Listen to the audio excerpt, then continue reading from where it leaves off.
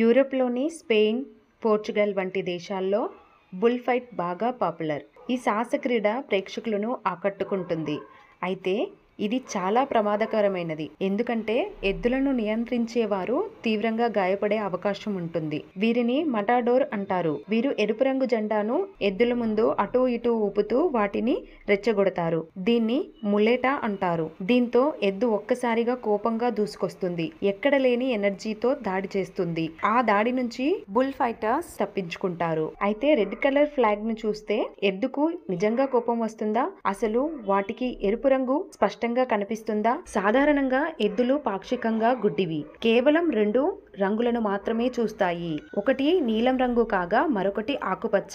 ఎద్దులు ఎరుపు రంగును అస్సలు చూడలేవు. ఈ పరిస్థితిని రెడ్ కోన్ కలర్ బ్లైండ్నెస్ లేదా ప్రోటానోపియా అంటారు. వివిధ రిపోర్ట్స్ ప్రకారం బుల్ ఫైట్ లో ఎద్దుకు చూపించే ఎరుపు రంగు ముల్లేటా బూడిద లేదా ఆకుపచ్చ రంగులో కనిపిస్తుంది. మటాడోర్ ముల్లేటాను ఊపుతున్నప్పుడు దాని కదలికకు ఎద్దు బెదిరిపోయి రివ్వున దూసుకొస్తుంది. అంతే తప్ప ఎరుపు రంగు వల్ల మాత్రం కాదు. ములేటా కదలిక ఎద్దుకు కోపం తెప్పిస్తుంది. దీంతో కొమ్ములతో దాన్ని బలంగా ఢీకొనటానికి ప్రయత్నిస్తుంది. స్పెయిన్ కి చెందిన మటాడోర్లు 18వ శతాబ్దం నుంచి ఎద్దుల పోటీలో ములేటాను ఉపయోగిస్తున్నారు.